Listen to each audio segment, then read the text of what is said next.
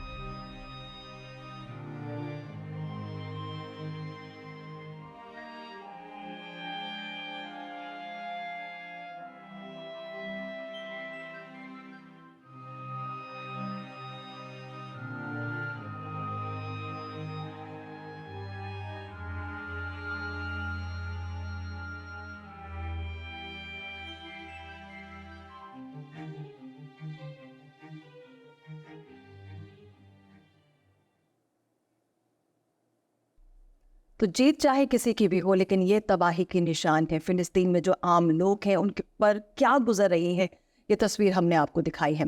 इस वक्त हमारे साथ स्टूडियो में खास मेहमान जो कि जफर जैब ताहिर हैं, commissioner planning and airport city of Houston, और इसके साथ ही साथ एक्टिव डेमोक्रेट हैं और 2 बार डेमोक्रेटिक पार्टी के नेशनल डेलीगेट रहे हैं। इस पूरे मामले को बहुत करीब से देखते रहे हैं और इजराइल फिलिस्तीन वहाँ जाते रहे हैं आमतौर पर। अभी कुछ महीने पहले भी सर आप गए थे। सबसे पहले तो बहुत बहुत शुक्रिया सर आने के लिए। बहुत बहुत शुक्रिया आपका कि आपने मुझे इनवाइट किया और इस सब्जेक्ट को, जो कि बहुत ज़रूरी सब्जेक्ट है, ये डिस्कस करने के लिए मुझे बुलाया। सर, सबसे पहला सवाल, इजराइल ने कहा हमास ने अटैक किया। हमास ने क्या किया ये पूरी दुनिया ने देखा। इजराइल क्या कर रहा है ये पूरी दुनिया देख रहा है। लेकिन सबसे बड़ा सवाल जो अब खड़ा हो गया है वो फिलिस्तीन में आम लोग, जिसके लिए पूरी दुनिया सवाल उठा रही है। टेक्सास से लेकर वॉशिंगटन डीसी से लेकर जो दूसरे देश हैं, तमाम जगह हम देख रहे हैं प्रो पैलेस्टीनियन प्रोटेस्ट भी हो रहे हैं। इजराइल के सपोर्ट में भी प्रोटेस्टर्स जो हैं वो सामने आ रहे हैं। आखिर चाहिए क्या इस वॉर से? चाहिए क्या, ये समझ में नहीं आ रहा। इस वॉर का एंड सर क्या होगा? यहीं से शुरू करूँगी सबसे पहले। वॉर का एंड तो देखिए जब होगा कि जब फ़लस्तीन के जो मसला है, जो असल तनाज़ा है, जो एक जो कंट्रोवर्सी है इज़राइल की क्रिएशन के बाद से जो पैदा हुई अरबों में और इज़राइल के दरमियान, वो कंट्रोवर्सी जब तक के सॉल्व नहीं की जाएगी, जब तक कि ये दोनों पार्टीज़ बैठ के बात नहीं करेंगी कि किस तरह को एग्जिस्ट करना है। ये इज़राइल एक रियलिटी है। इज़राइल जो है उसके कदम जम चुके हैं। जो हिस्सा एक ज़माने में फ़लस्तीन था जिसको हम होली लैंड कहते हैं, जो दरियाए जॉर्डन से लेके मेडिटेरेनियन के दरमियान जो इलाका है जिसको होली लैंड कहा जाता था। तो अब वहाँ पे 2 स्टेट सोल्यूशन किस तरह आए। जिमी कार्टर के ज़माने में इस पे काम हुआ, ओस्लो अकॉर्ड हुआ, यासिर अरफात ने हाथ भी मिलाया, सब कुछ हुआ, मगर उसके बावजूद भी हम देख रहे हैं कि पिछले 10-15 सालों से ये जो मामला है इस पे दुनिया ने तवज्जो नहीं दी। और जब आप किसी मामले पे तवज्जो ना दें और वो आपको लगे कि वो मामला जो है वो सर्द खाने में चला गया है, it's in the cold storage, जैसे कि हमने उसको कारपेट के नीचे, we have shoved it under the carpet जिसको कहते हैं, तो फिर यही होता है कि कोई ऐसी चीज़ होती है जिससे वो मामला दोबारा सरफेस पे आ जाता है। तो मेरे ख़्याल से हमास का जो अटैक था इज़राइल पे, वो मैं ये समझता हूँ कि सिविलियंस पे अटैक करना जो है ना वो किसी भी तरह सही नहीं है। उस अटैक से ख़ुद इज़राइली जो हैं और जो दुनिया भर के जो स्ट्रेटिजिक जो एक्सपर्ट हैं वो ये कहते हैं कि दे वर टेकन बाय सरप्राइज़।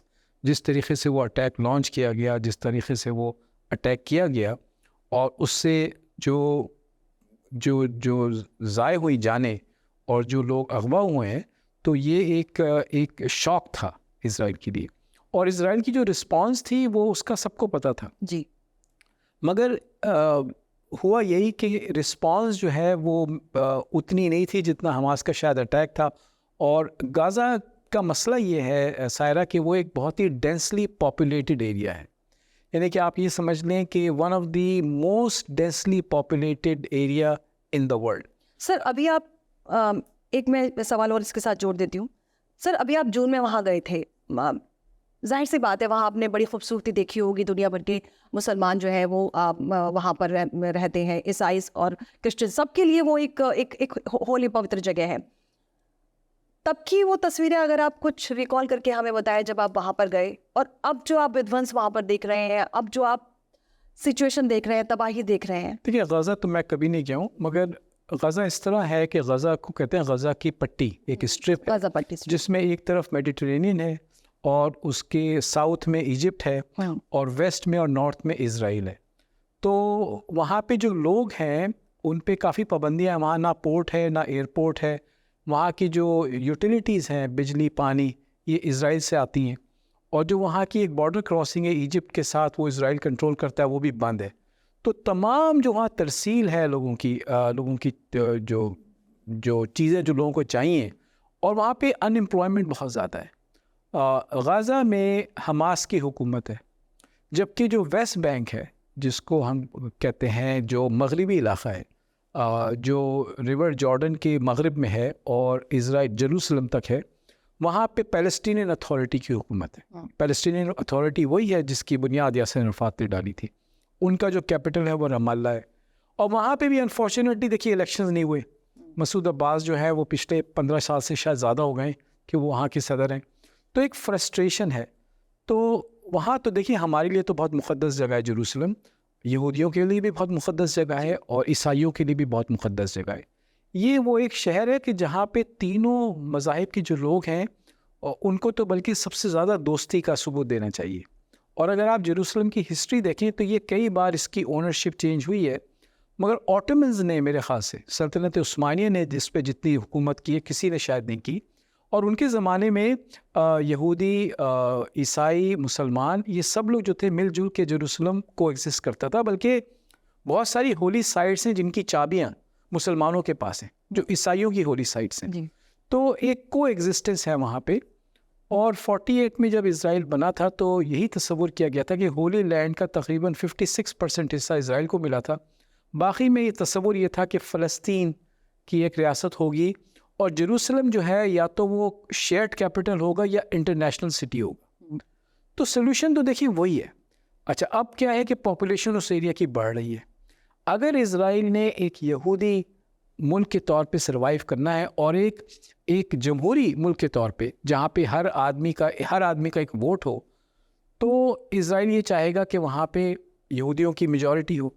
वो पॉसिबल नहीं है अगर ये इस पूरे एरिया पे अगर इज़राइल का कब्ज़ा हो और इज़राइल वहाँ पे एक मुल्क बनाना चाहे। तो 2 स्टेट सोल्यूशन जिसके हम बहुत बात सुनते हैं, जो अमेरिका भी कहता है, जो कि अरब ममालिक काफ़ी हद तक इस पे तैयार थे और तैयार हैं, प्रॉब्लम ये है कि इज़राइल ने और इज़राइल की जो ये हुकूमत है जिसमें एक्सट्रीमिस्ट आपको पता है हर जगह है, तो जो सेटलमेंट्स हैं, जो बस्तियां आबाद की गई हैं स्पेशली वेस्ट बैंक में, जो कि जो इलाका पैलेस्टीनियन अथॉरिटी के कंट्रोल में है टेक्निकली, तो वो उससे ये हुआ है कि वो जो इलाका है वो बढ़ गया है। वहाँ 500 से ज़्यादा 500 से ज़्यादा वहाँ पे चेक पोस्ट हैं। तो जो डिफरेंट सेटलमेंट्स हैं उनको कनेक्ट करने के लिए रोड्स बनाई हैं जो इज़राइल कंट्रोल करता है। तो एक बहुत ही डिफ़िकल्ट सिचुएशन है वहाँ के रहने वालों के लिए, और उनके पास वोट का हक़ नहीं है। इज़राइल में वोट का हक़ है, और वहाँ पे मेरे ख़्याल से कनेसेट में 12 मुसलमान जो हैं वो मेंबर हैं, और इज़राइल में 2 मिलियन से ज़्यादा अरब रहते हैं जिनके पास इज़राइली शहरियत है, और वो क्रिश्चियन भी हैं और ज़्यादा मुसलमान हैं। बड़ी तादाद में वहाँ डॉक्टर्स, फार्मासिस्ट जो हैं वो मुसलमान हैं। कई शहर हैं इज़राइल में जहाँ पे मुसलमान मेयर्स हैं, मुसलमान सिटी काउंसिल्स हैं। इज़राइल में फंक्शनिंग शरिया कोर्ट सिस्टम है। मगर अगर यही सिस्टम इज़राइल पूरे वेस्ट बैंक में और गज़ा में हो और वहाँ पे लोगों को वोट की इजाज़त हो, तो फिर यहूदी जो है वो शायद मेजॉरिटी में ना रहें। बिल्कुल। तो 2 स्टेट सोल्यूशन जो है सायरा, वो सबसे अच्छा सोल्यूशन है कि जिसमें सर आपको लगता है कि 2 स्टेट सॉल्यूशन की तरफ बढ़ेंगे? जिस तरह से अभी जो है जो क्राइसिस देखने को मिल रहा है, बीच में लोगों ने नहीं बोला, लोगों को लगा कि हमास की तरफ से अटैक हुआ, इजराइल ने जो है काउंटर अटैक किया, लेकिन उसके बाद जो तस्वीरें आई, हमने देखा पूरी दुनिया में एक तरह से उबाल देखने को ये मिला कि लोगों ने ये कहा कि आप हमास को टारगेट बनाएं, आपने आम लोगों को टारगेट बना दिया। ये लोगों ने कहा, पूरी दुनिया के लोगों ने निकल के बोला है। प्रॉब्लम ये है कि जो अर्बन वॉरफेयर होती है ना, उसमें अब आपको मैंने बताया कि गज़ा जो है सबसे डेंसली पॉपुलेटेड एरिया पूरी दुनिया में, तो बहुत मुश्किल है ये टारगेट करना कि कहाँ पे हमास है और कहाँ पे पैलेस्टीनियन है। ज़रूरी नहीं है कि हर फ़लस्तीनी जो है गज़ा में जो रह रहा है वो हमास का सपोर्टर हो, मगर जो फ़लस्तीनी गज़ा में रह रहे हैं उनके पास चॉइस क्या है? चॉइस नहीं है। देखिए ना, उनके पास चॉइस नहीं है। अगर हमास या कोई भी तंजीम उनके लिए बेसिक सर्विसेज प्रोवाइड करे, उनके लिए एक गवर्नेंस का एक स्ट्रक्चर हो, उनका वहाँ एक सिस्टम हो, तो उनके पास क्या चॉइस है? वेस्ट बैंक में जो लोग रह रहे हैं वो पैलेस्टीनियन अथॉरिटी के अंडर में, वहाँ पर भी हम देखते हैं कि वहाँ पे उनके हाथ बंधे हुए, वहाँ पे कोई एम्प्लॉयमेंट की अपॉर्चुनिटीज़ नहीं है। इज़राइल की इकॉनमी जो है वो बूम कर रही है, वहाँ पे लोगों की ज़रूरत है।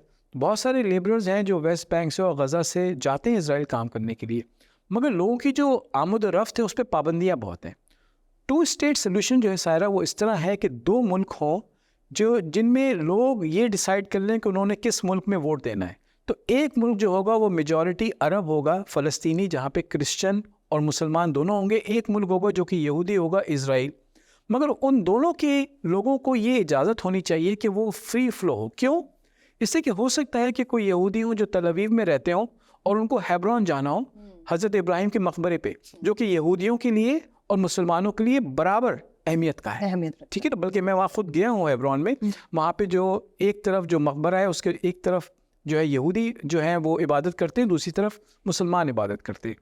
इसी तरीके से बहुत सारे मुसलमान हैं या क्रिश्चियन हैं जो कि हो सकता है हेब्रोन में रहते हों, रमल्ला में रहते हों, बेथलेहम में रहते हों, वो चाहते हों कि हम अपने रिश्तेदारों से मिलने हाइफा जाएं, इसलिए कि ये पूरा इलाका एक ज़माने में फ़लस्तीन था। बिल्कुल। तो अब रियलिटी ये है कि वहाँ पे एक यहूदी मुल्क है, और उस यहूदी मुल्क को अब सब तस्लीम करते हैं कि वो एक रियलिटी है, मगर उस रियलिटी का ये मतलब नहीं है कि फ़लस्तीनियों के कोई हुकूक़ नहीं है। तो फ़लस्तीनियों के हुकूक़ दिलाना बड़ा ज़रूरी है। ये मैं ये समझता हूँ कि चाहे क्राइसिस कितना भी भयानक क्यों ना हो, अल्लाह करे कि इस क्राइसिस के बाद पूरी दुनिया की तवज्जो इस क्राइसिस की तरफ हो, कोई सोल्यूशन निकले, बातचीत हो उस पर, नेगोशिएशंस हो। सोल्यूशन पर ही बात होनी है कि आखिर क्या इस बड़े क्राइसिस का, इस बड़े वॉर का कोई सोल्यूशन निकलेगा। यहाँ पर बहुत छोटा सा ब्रेक ले रहे हैं। ये जो बातचीत है लगातार जारी रहेगी।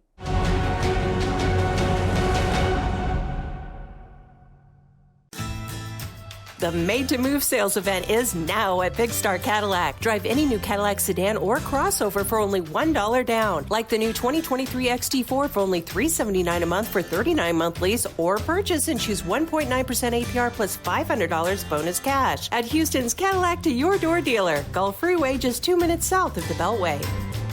Shop smarter when you shop at Big Star. Shop BigStarCadillac.com. There is a road laid out for me. First night here, but Amy seems cool. Leading down to the river. I am blind, but I need not see. What do you think? I know this road is there for me. If I'm really free, take me down to the river and walk. Hey!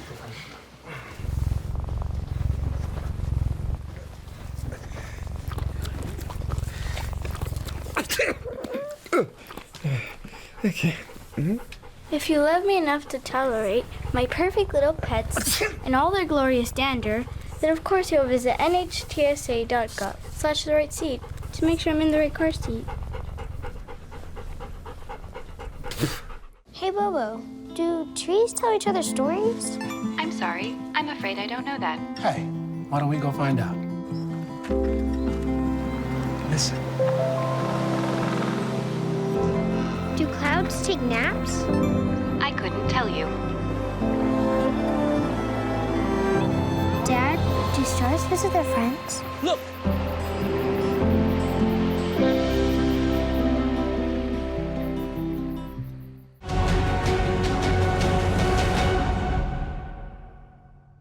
Prime time आप देख रहे हैं और लगातार हम बात कर रहे हैं इजराइल हमास के बीच जो वॉर चल रही है उस बीच जो है फ़लस्तीन के आम लोग पिस रहे हैं। एक तरफ उनको निकलने के लिए कहा गया, फ़लस्तीन खाली करने के लिए कहा गया, लेकिन दूसरी तरफ उनके पास पैसेज नहीं है कहीं जाने का। वो मैप भी हम दिखाएंगे। ज़फ़र सर लगातार हमारे साथ बने हुए हैं। ज़फ़र सर, आपने जो तमाम हमें हिस्ट्री बताई, अब जो अगर हम वहाँ की बात करें लेटेस्ट, जो लोग क्राइसिस फेस कर रहे हैं, इजराइल की तरफ से बिजली बंद कर दी गई, पानी भी नहीं पहुंच रहा है, खाने के लिए एक तरह से लाले वहाँ पड़ गए हैं। जो शेल्टर्स है वहाँ पर भी हम देख रहे हैं अटैक हो रहे हैं, तो और उनको कहा कि खाली कर दें, आप खाली तो कर दें, उनको एक पैसेज भी तो देना चाहिए। वो पैसेज उनको नहीं मिल रहा है, वो रास्ता उनको नहीं मिल रहा है। राफा का जो रास्ता है वो ही उसको बंद करके रखा हुआ है। लोग कहाँ जाए? देखिए, लोग जो है ना इसमें वाकई में बीच में पिस रहे हैं जी। और आप बात करिए सिर्फ गज़ा की, जो वेस्ट बैंक है, जो मगरबी बैंक है दरिया उर्दून का, वहाँ पे भी कोई हालात अच्छे नहीं है। वहाँ पे भी बहुत पकड़ दकड़ हो रही है, वहाँ पे भी लोग मुश्किलात में हैं। वहाँ पे सेटलमेंट की जो ये एक्टिविटी है इज़राइली सेटलर्स की, और इज़राइली सेटलर्स जो हैं उन्होंने काफ़ी वहाँ फ़लस्तीनियों को तंग किया। वहाँ की पुलिस कोशिश करती है, आर्मी कोशिश करती है उसको रोकने की, मगर सेटलर्स जो हैं उनके पास काफ़ी वहाँ पावर्स हैं। तो पूरा जो ख़ित्ता है वो एक हॉस्टेज हुआ हुआ है, बल्कि मैं तो कहूँगा पूरा मिडल ईस्ट हॉस्टेज हुआ हुआ है। देखिए, पिछले 2 हफ्ते पहले हम सोच रहे थे कि शायद इज़राइल की और सऊदी अरब की कोई एग्रीमेंट हो जाए, क्या एक दूसरे को रिकग्नाइज़ करें और शायद ताल्लुक़ात बढ़ें, जिस तरह यूएई के, बहरीन के, मोरक्को के और मुल्कों के बढ़ें। तुर्की के सफारती ताल्लुक़ात हैं इज़राइल के साथ। मगर इस तमाम मामले में जो फ़लस्तीन में जो लोगों की हालत थी वो बैकग्राउंड में चली गई थी। तो अब कम से कम फ़लस्तीन का जो इशू है वो सरफेस पे है, और मैं कहता हूँ कि अमेरिका इस वक्त अमेरिका ही को लीडरशिप दिखानी पड़ेगी, और यहाँ जो अमेरिकन्स हैं उनको लीडरशिप दिखानी पड़ेगी, और अपने जो इलेक्टेड ऑफिशल्स हैं उनको कन्विंस करना पड़ेगा कि इस मसले का हल वही है जो कि हर मसले का हल होता है, कि बैठ के बातचीत करना पड़ेगी। किस तरीके से ये जो 2 इकाइयाँ हैं, 2 एंटिटीज़ हैं, इज़राइल और फ़लस्तीन, ये किस तरह एक दूसरे के साथ साइड बाय साइड पीसफुली रह सकें, कोएग्जिस्ट कर सकें। यहाँ पे जो लोग हैं वो अपने बच्चों को स्कूल भेज सकें, उनके पास अस्पताल हो, उनके पास एम्प्लॉयमेंट हो, वो ट्रैवल कर सकें। अब देखिए ना, गज़ा में कोई एयरपोर्ट, कोई पोर्ट नहीं है, हालांकि बहुत बड़ी मेडिटेरेनियन की कोस्ट लाइन है, वो फ़िश नहीं कर सकते हैं वहाँ पे। इसी तरह वेस्ट बैंक में अगर आपको जाना हो तो या तो आप अम्मान के रास्ते जाएँ, जॉर्डन के रास्ते, या फिर आप तल अवीव के रास्ते जाएँ। तो ये वो डे टू डे मसाइल हैं जो दुनिया शायद भूल गई थी। आपको लगता है सर कि अमेरिका जो है वो अहम भूमिका इसमें निभा सकता है, क्योंकि अमेरिका का पक्ष सीधे तौर पर इजराइल की तरफ से है, लेकिन प्रेसिडेंट जो बाइडन ने कहा कि ह्यूमैनिटेरियन जो एड है वो हम देंगे जब हालात देखें। आपको क्या लगता है जो अमेरिका का स्टैंड है? हमने अमेरिका के तमाम स्टेट्स में भी देखे, Texas, Houston, Washington DC, Colorado, Michigan, तमाम जगहों से प्रो पैलेस्टीनियन तस्वीरें आई, प्रोटेस्ट की, डेमोन्स्ट्रेशन की। वो तस्वीरें भी आई जो इजराइल के सपोर्ट में हैं। आपको लगता है इस पे अमेरिका जो है एक बड़ी भूमिका निभा सकता है इस वॉर को ख़त्म करवाने में? अमेरिका के पास कोई चॉइस नहीं है। इससे देखिए अमेरिका में मुसलमानों की तादाद बढ़ रही है। कोई किसी के पास सही एस्टिमेट नहीं है, मगर लोग कहते हैं कि शुमाली अमेरिका में, नॉर्थ अमेरिका में 6 से 7 मिलियन मुसलमान हैं। आप देखिए कि बड़ी तादाद में अब मुसलमान इलेक्ट हो रहे हैं, जजेस हैं, कमिश्नर्स हैं, कांग्रेस में हैं लोग। मैं समझता हूँ कि 15-20 सालों में हो सकता है कि 1-2 सेनेटर्स भी हों, मगर ये तादाद बढ़ती रहेगी। और यहूदी अमेरिकन, जूइश अमेरिकन को ये बात पता है, और हमारे बहुत अच्छे ताल्लुक़ात हैं जूइश अमेरिकन के, मुस्लिम अमेरिकन के, इसलिए कि हम दोनों एक दूसरे को समझते हैं कि जो नफ़रत होती है, चाहे वो यहूदियत के ख़िलाफ़ हो, एंटी सेमिटिज़म हो, या इस्लाम के ख़िलाफ़ हो, इस्लामोफोबिया हो, उसमें जो विक्टिम होता है ना, सिर्फ उसी को पता होता है कि वो किस चीज़ से गुज़र रहा है। तो अमेरिका का तो रोल है, और अमेरिका को रोल प्ले करना पड़ेगा, इसलिए कि अमेरिका जो है वो इज़राइल का सबसे बड़ा सपोर्टर है, सबसे बड़ा आर्म्स प्रोवाइडर है। जो सिक्योरिटी प्रोवाइड की है वो अमेरिका ने की है।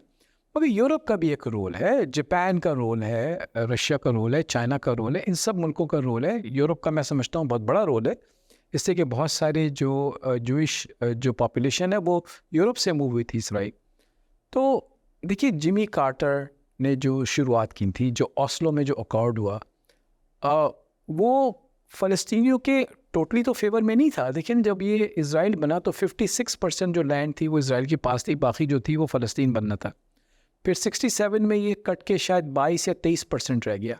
मगर उस 22 और 23% में भी अगर आप लोगों को जीने नहीं देंगे, अगर आप लोगों को काम नहीं करने देंगे, अगर आप लोगों के पास फ्री मूवमेंट की आज़ादी नहीं होगी, वो अपने बच्चों को स्कूल ना भेज सकें, उनके पास एयरपोर्ट ना हो, पोर्ट ना हो, उनका इंफ्रास्ट्रक्चर ना हो, तो फिर क्या होगा? फिर लोग फ्रस्ट्रेट होते हैं। जब लोग फ्रस्ट्रेट होते हैं तो फिर वो इन चीज़ों की तरफ बढ़ते हैं कि पत्थर उठा के पे पत्थर ही मारेंगे। तो दुनिया के पास ये मौका है, और आज बाइडन ने जो स्टेटमेंट जो दिया है इसराइल से निकलने पे, वो यही दिया है कि जो ह्यूमैनिटेरियन जो कॉस्ट है, जो ह्यूमैनिटेरियन क्राइसिस है, वो इस वक्त एक बहुत बड़ा क्राइसिस है। इसराइल में जो लोग मरे, मैं समझता हूँ कि हमें उसकी पुरजोर मजम्मत करनी चाहिए। जो मुस्लिम अमेरिकन हैं उनको पुरजोर मजम्मत करनी चाहिए, जो वहाँ पे सिविलियंस मरे। और सर सबसे बड़ी बात यह है कि लगातार जब से 7 अक्टूबर से जब ये शुरुआत हुई, हमने देखा हमास की तरफ से जब अटैक हुए, फिर काउंटर अटैक इसराइल की तरफ से हुए। 150 जो हॉस्टेजेस हैं उनका अता पता नहीं है। वो जो बंधक है, कितने बंधक है, क्या 150 ही है, ये सवाल कई लोगों के दिल में है। अभी तक इस पे कोई सही तस्वीर नजर नहीं आ रही है। देखिए हुआ ये ना कि ये तो एक जंग है ना, वो जंग में सिविलियंस का टारगेट होना, कलेक्टिव पनिशमेंट, जो लोग कहते हैं कि आपने हमास से लड़ाई है तो हमास से लड़ाई होनी चाहिए, कलेक्टिव पनिशमेंट नहीं होनी चाहिए जितने भी लोग गज़ा में रहते हैं उनके लिए।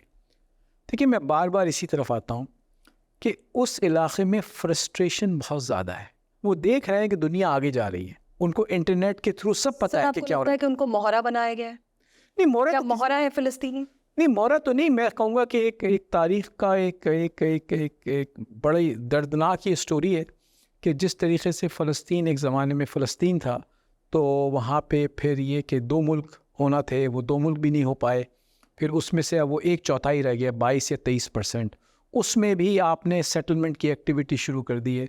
और क्या है कि शिद्दत पसंदी दोनों तरफ है, एक्सट्रीमिज़म से देखिए कोई चीज़ सॉल्व नहीं होती। हम देखते हैं कि दुनिया में बाकी जो क्राइसिस हैं, जब एक्सट्रीमिज़म आ जाता है तो कुछ नहीं होता। But coming back to your thought about what role America can play, America should play a role, and I think Muslim American and Arab American should play a role. हमारी एक बढ़ती हुई क़ुव्वत है, हमें चाहिए कि हम अपने इलेक्टेड ऑफिशियल्स पे प्रेशर डालें कि वो इस मामले को ऑब्जेक्टिवली देखें। इस मामले पे वो ये प्रेशर डालें दोनों पार्टीज़ पे, फ़लस्तीनियन अथॉरिटी पे भी, अरब ममालिक पे भी। इसलिए देखिए अरब ममालिक के बहुत अच्छे ताल्लुक़ात हैं अमेरिका के साथ। ये प्रेशर होना चाहिए दोनों पार्टीज़ की तरफ से, और अरब ममालिक को अपना रोल प्ले करना चाहिए। माशाल्लाह जो गल्फ़ कंट्रीज़ हैं उनके पास रिसोर्सेज हैं। अब लेकिन कतर जो है सबसे बड़ा प्रोवाइडर है रिलीफ का गाज़ा में। जी, आज भी कतर कह रहा है कि आप हमें अगर मौका दें, तुर्की ने कहा है कि आप हमें अगर मौका दें तो हम वहाँ जाके लोगों की मदद कर सकते हैं। इन सब मुल्कों को प्रेशर डालना चाहिए कि इस मसले को बैठ के सॉल्व करना है। जब तक कि ये मसला सॉल्व नहीं होगा, मिडिल ईस्ट आगे नहीं बढ़ेगा। मेरे ख़्याल से अमेरिका को एक नई अप्रोच की ज़रूरत है इज़राइल के लिए, और मैं समझता हूँ कि इज़राइल को एक नई अप्रोच की ज़रूरत है फ़लस्तीन के लिए। मेरे बहुत सारे दोस्त हैं जो इज़राइल में रहते हैं, बहुत सारे मुसलमान और क्रिश्चियन हैं जो इज़राइल में रहते हैं। वक्त आ गया है कि इज़राइल भी ये सोचे कि आज से 10-15 साल बाद क्या होगा। इज़राइल को एक नई अप्रोच लेना पड़ेगी फ़लस्तीन के लिए, फ़लस्तीनियों के लिए। जी सर, ये टॉपिक इतना लंबा है, मुझे लगता है कि आधा घंटा अब इसके लिए बहुत कम पड़ जाता है, लेकिन बहुत बहुत शुक्रिया आपने जो उसकी हिस्ट्री के बारे में जो हमें तमाम जानकारी दी और जो बारीक बातें आपने हमें बताई, बहुत बहुत शुक्रिया sir. Thank you very much. और आपको मैं यही कहूँगा कि आपका जो टेलीविज़न स्टेशन है वो ह्यूस्टन में जो जिस तरह लोगों की आप खिदमत कर रहे हैं, जिस तरह आप एक प्लेटफॉर्म प्रोवाइड कर रहे हैं कि लोग ये जो इंटरनेशनल इश्यूज़ हैं ये यहाँ पर भी प्ले कर रहे हैं। आप देखिए ना, पिछले हफ्ते वीकेंड पे सिटी हॉल के सामने एक बहुत बड़ा एहतजाज हुआ जो कि फ़लस्तीनी अमेरिकन और अरब अमेरिकन ने किया, और उनके साथ बहुत सारे डिफरेंट कम्युनिटीज़ भी शामिल थी अमेरिका की। तो ये मसले जो 10,000 मील दूर, 5,000 मील दूर हैं, ये हमारे घर के सामने हैं। बिल्कुल। तो आपका बहुत बहुत शुक्रिया कि आप इन चीज़ों पे तवज्जो दे रही हैं। बहुत शुक्रिया सर। तो तमाम अपडेट और क्या होती रहेंगे इससे जुड़े, और क्या इंपॉर्टेंट इश्यूज़ हैं, क्या इंपॉर्टेंट बातें हैं इस वॉर से जुड़ी हुई, वो हम आप तक पहुंचाते रहेंगे, लेकिन प्राइम टाइम में अभी के लिए बस इतना ही।